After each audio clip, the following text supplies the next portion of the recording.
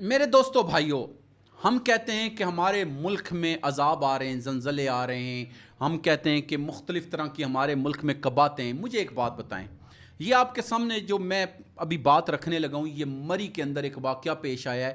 مری کا ایک ہوٹل ہے ملکہ کوثار، مری میں موڑا روڈ پر نیو شیلٹن ہوٹل جو کہ مری کے اندر واقع ہے۔ وہاں پہ رات گئے پولیس نے ایک چھاپہ مارا اور اس چھاپے میں وہاں پہ کم و بیش 90 مرد اور عورتیں، جن میں 58 مرد تھے اور 32 کے قریب عورتیں تھیں جو نیم برہنہ حالت میں تھے۔ ڈانس پارٹی چل رہی تھی اور 6 لیٹر کے قریب وہاں سے شراب برآمد ہوئی ہے۔ شباب و کباب کی محفل لگی ہوئی تھی اور اسی اثنا میں وہاں پہ پولیس نے چھاپہ مار کے ان لوگوں کو پکڑا۔ بیچ میں سے کچھ لوگوں نے کھڑکی سے چھلانگیں لگائی، بھاگ بھی گئے اور کچھ لوگ ان کے قابو میں آ گئے۔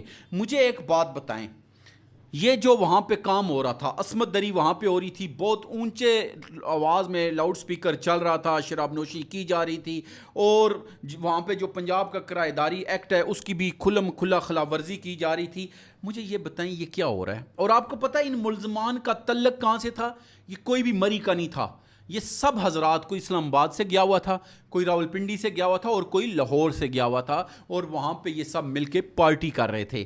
میرے دوستو بھائیو، خدا کا خوف ہم لوگوں میں سے ختم ہو چکا ہے۔ پھر ہم کہتے ہیں 2005 کا زلزلہ اگر آپ کو یاد ہو تو اس ٹائم بھی بتایا جاتا ہے کہ ہوٹلوں کے اندر یہی کام ہوتا تھا۔ نیران کاغان میں آپ کے سامنے پچھلے دنوں پابندی لگائی گئی کہ جب تک کوئی فیملی کے پاس نکاح نامہ نہیں ہوگا ہم داخل نہیں ہونے دیں گے، کیونکہ وہاں پہ بھی یہی کام ہو رہا تھا۔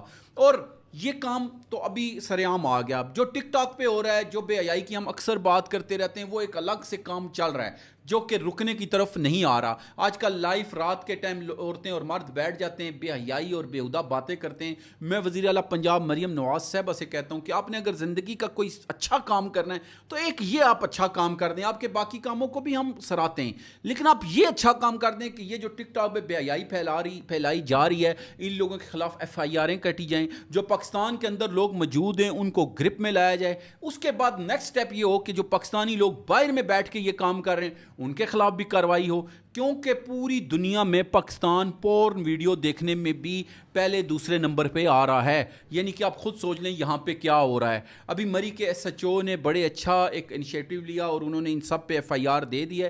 ان پہ مختلف قسم کے پرچوں کی مد میں، یعنی کہ جو دفعات ہیں ان کی مد میں پرچے ہو گئے۔